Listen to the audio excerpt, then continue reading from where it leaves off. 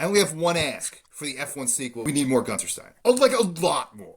Like, he can't just be in there for a clip or a couple seconds. Maybe make him like the veteran driver that's coming back to train the young gun. Welcome to the paddock, F1 with Greeny and the cheese. We're caffeinated, we're medicated. It's a podcast by fans for fans. Your dose of F1 news. All the races, all the tracks, and all the drama. Coming up on today's show.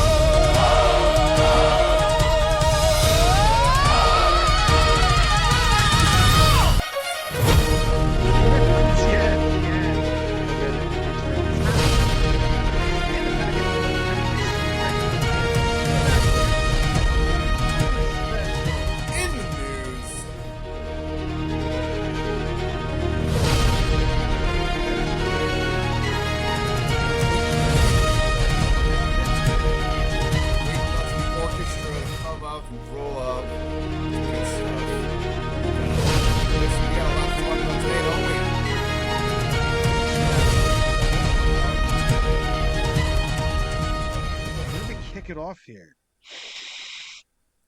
Let's kick it off with Felipe Massa is in court at the High Court over his 2008 world title case. Crashgate is being brought back up.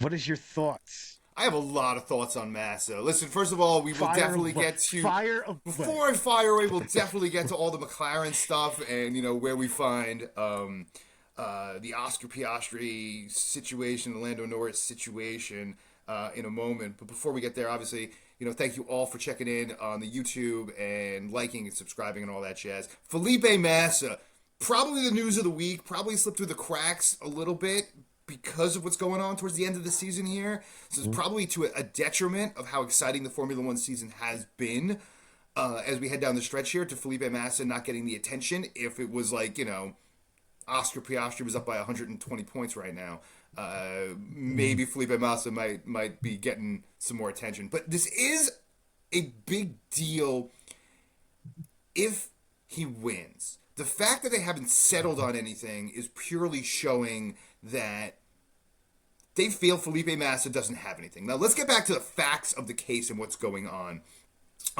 This is about 2008, and we talk about Crashgate. Lewis Hamilton ended up winning the Drivers' Championship that year, and it really boils down to one moment. But how do you encapsulate one moment of a season into a Drivers' Championship? Because then you have to go back through the entire season and look at every single moment if you're looking at it as a court case, right? Mm-hmm. You have to look at every single moment. And then you set a precedent.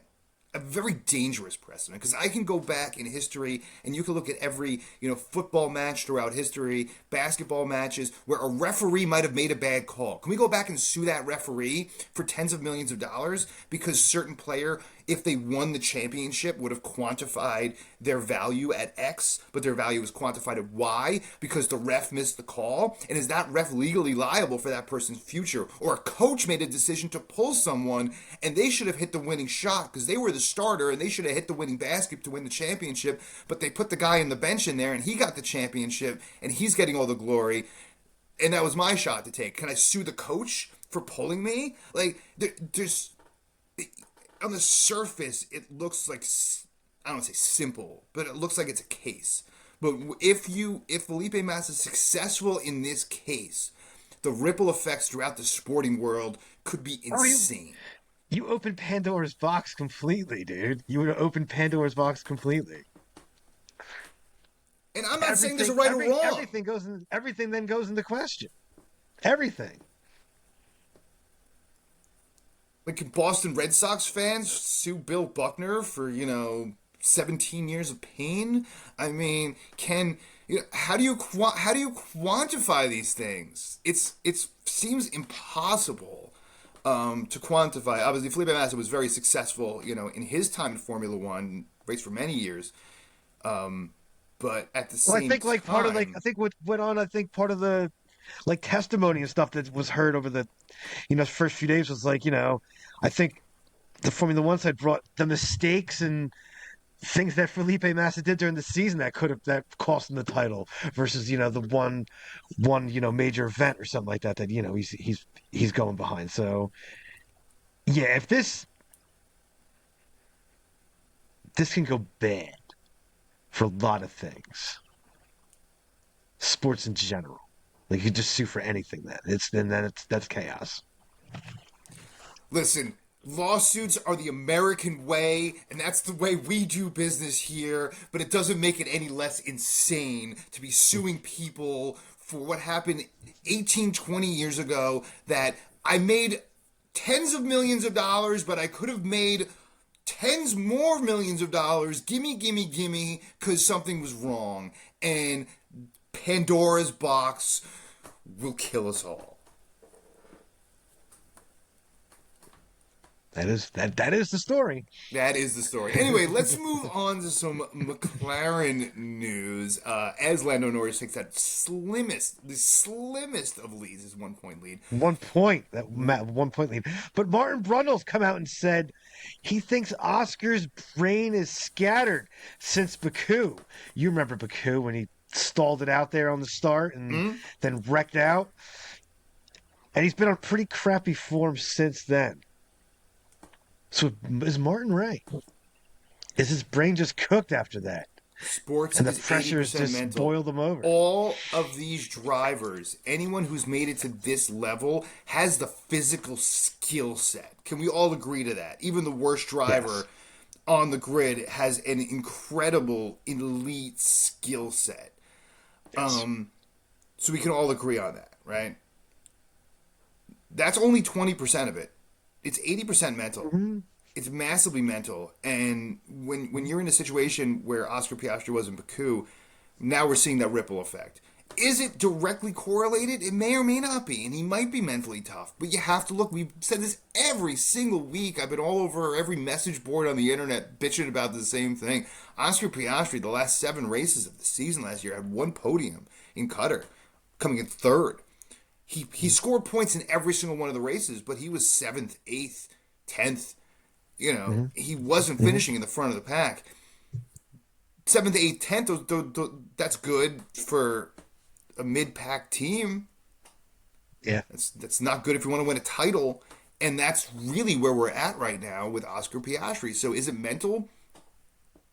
Yes. It's probably mental because he has the skill set to do it. But now where does it cross that his skill set is just not the right skill set for the tracks he's racing on based on his historic performance on these particular tracks? Your thoughts, Cheese? It's definitely a confidence thing for sure. There's confidence and you're just not the same racing driver. Then you're pushing and you're making more mistakes. Then more mistakes and you're losing time. So it's absolutely a mental thing. He's been, the pressure's been on. He's been losing lots of points quickly to the drivers behind him. And that incident definitely, you almost could see it like since then. Like when he stalled that thing out and then he got to restart it and just pushed it and crashed out. And it's been a disaster since. He's been pushing too hard. The pressure's starting to get to him for winning a world title. It's not an easy thing to win a world title. Not at all. No one ever said it is, and we looked at it like he had it in the bag. Remember, Vegas thought he had it in the bag. Mm-hmm. Everyone did, and now everyone's looking at Lando Norris to be that guy. And who knows? It might be Max Verstappen. I know we have 4 official Grand Prix, but we do have those 2 sprint races, which makes it 6 races to go. It's a lot of points on the table. And every point's going to matter. Fastest lap in the race is going to matter at this point. Every point's going to matter. And if you want to win the title, this is as close to a playoff as you're going to get. Yeah. This is a playoff right now. Because you got 3 drivers here. And I could not tell you. Either way, if you watch our videos on YouTube, I think they're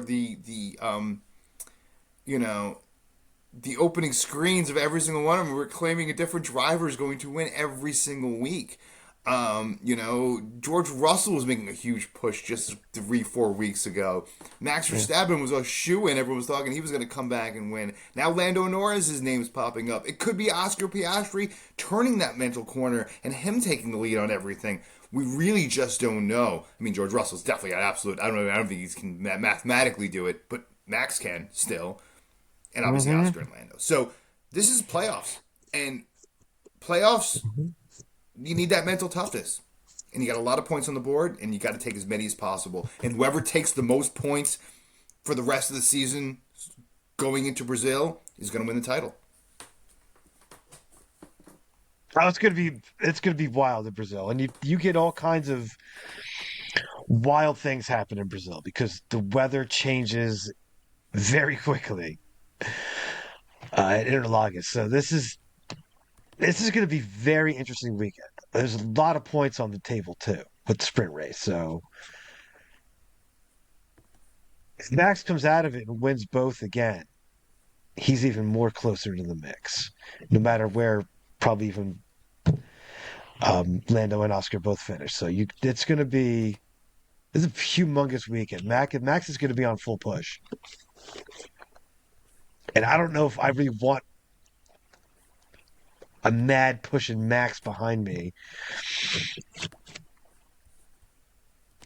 Like McLaren is definitely feeling some strain right now. They're definitely feeling it. Red Bull is totally understanding their car now, and they're getting way more out of the car than they were earlier in the season. And Max is the best driver on the planet. Let's be honest. Let's be dead honest. So, and he's been for half a decade now, and maybe before as well. So it is on. I mean, I would not count out Max winning this world title with that. I would put money on that right now, just because the form he's been on since the break. He has scored the most points out of everybody. He's been the most consistent. He's been absolutely on fire. So I mean, you really can't count him out. He's won 4 of them in a row. The man's saying he's putting money down on Max. Should you take that bet? You're not putting actual money down, are you? You're not putting real scuttle down, are you? No. Anyway, yeah, listen, we'll see what plays out. It's going to make the rest of the season very exciting. 4 races, like we said, 2 sprints. So, and now the sprint races are kind of a really big deal. We had a couple other things to talk about, but I did want to mention something that we did not speak about in the last episode with the power-packed McLaren 3-way race that we were just talking about this past weekend in Mexico. We didn't mention much about Liam Lawson and the situation that he almost ran over two workers coming out to clear the track. I know there was some miscommunication there, so I'm going to put my hat on here. Dead Captain Safety, Captain Safety, Captain Safety, you're the man for me. I know you love that, Cheese. It is Captain Safety time. Because when we have a situation like that, we are laughing now, and the only reason we are laughing is because we did not witness one of the worst tragedies that you would ever see on live television. But we almost did. We almost did. And I know we made a little, funny Captain Safety song or whatever, but it is Captain Safety time. And for that reason, everyone should be really, really concerned. And I believe everyone is, and they are taking the situation seriously. So what happened in this situation? We had 2 guys come on track to clear debris off the track, and there was a miscommunication between whomever was communicating to them about when to clear the debris and when the drivers were going to be clear enough at that point under the yellow flag to be able to come out and go on the track. And there was a miscommunication. It was blamed on the staff of the track. But you also have to look at these guys who are mostly volunteers on the Mm-hmm. track. All right, these are Mm-hmm. not track Yeah. employees. Obviously, when you go to No. one place once a year, you're heavily reliant on the volunteer community, right? This is one event a year. You cannot hire a large enough staff to be able to attend and staff all year long. Obviously, there are people who work on this track all year long, but they rely on a lot of volunteers, a lot of people who are within the F1 and racing community to be able to come out and lend their professional expertise as volunteers to help on the tracks. Which I guess looking at it from that perspective is a little bit ridiculous based on how much money Formula One makes that these guys are not paid. Like, these guys are running on the track, risking their lives for no money, for nothing, and they almost get splattered live with like 500 million people watching live on television. I don't know your thoughts about that,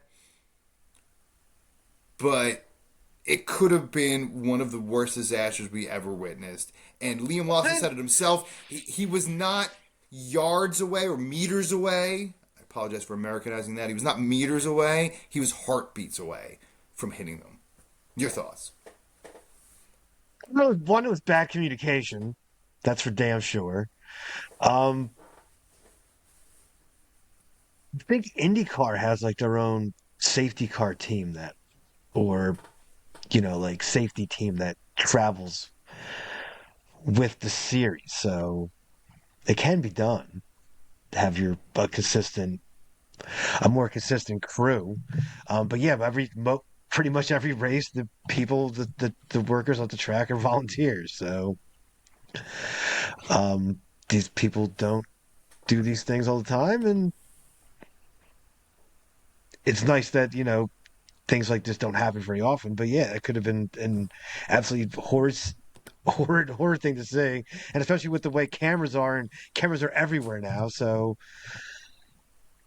yeah, that would have been news everywhere, and it's not what the sport wants to take at this point in time either, especially with the growth that they've had. So they don't want that kind of attention for damn sure. Absolutely Um, not. That could have been historically disastrous.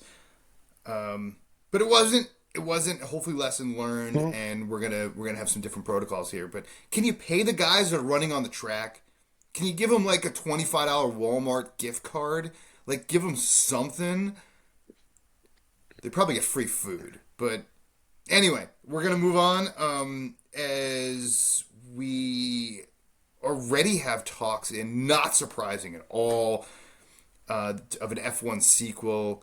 Geez, what do you got on that news from Hollywood? Bruckenheimer has confirmed that he has met with Lewis in talks over a sequel. So F1 Part 2. I mean, I'm down. First one was fun. It was an entertaining flick. Probably one of the better movies of the year, to be honest, too, in theaters. So why not? It made cash. Apple's invested big time. Let's go. I only have one ask for the F1 sequel, which of course we knew was going to happen. If you're the blockbuster hit of the summer, you're gonna have a sequel planned within a couple of months. Sometimes even before the movie comes out, the sequel is already starting to be written, which it could have been already. The biggest thing I want to see, if you are listening, Jerry Bruckheimer, who may or may not be listening to the show, we need more Gunther Steiner. Like a lot more. Like, he can't just be in there for a clip or a couple seconds. Maybe make him like the veteran driver that's coming back to train the young gun. You need more Gunther Steiner. He's gonna put asses in the seats. Forget Brad Pitt. Forget Lewis Hamilton. It's Steiner time, baby. All right. It's bad enough that he's not even on the track, but Haas has done a fantastic job this year. I don't want to diss on Haas, but I definitely want to see a lot more Gunther Steiner. He's done, dude. He owns a team in like MotoGP now. He has nothing It's to do with over. F1, but still, bring him as an actor. It's over. It doesn't have to be him. It's over. He could play someone It's else. over. It's over. Maybe he could be Brad Pitt's father. Oh, I would love that. His father died, they said, in the movie. Stepfather? I'll bring him back. Bruckheimer, get on it. Figure a way to get Gunther more screen time. Gunter time is money time. All right, what else you got, sir? That's all I got. Oh, you got. Well, we will be back on track in only a few days here as we are heading, as we aforementioned, down to Brazil, where anything can happen in Brazil. Expect the unexpected in Brazil. Yeah. And it's probably the biggest race we've had in Brazil probably since 2021. Absolutely. Well. So, buckle up for that one. It's going to be exciting. Say what you got to say, brother. We'll see you next time in Brazil. Until then, stay medicated, my friends. Peace. Coming live from the US of A. Podcast Groove. The boys bring you the F1 news. Everything you need, so you know just what to do. And it's all alright, 'cause they do it right. In the paddock with Greeny and the cheese. In the paddock with Greeny and the cheese. In the paddock with Greeny and the cheese. Ferrari's gonna drive you crazy. Mad Max, he's so amazing. McLaren, Merc, and more. In the paddock with Greeny and the cheese. And they know their way around the track. When you need the facts, you can trust them. They won't steer you wrong. Always right on time. They know their way around a microphone. And it's all right, 'cause they do it right. In the paddock with Greeny and the cheese. In the paddock with Greeny and the cheese. In the paddock with Greeny and the cheese. Paddock with Greeny and the cheese. In the paddock with Greeny and the cheese. In the paddock with Greeny. Ow!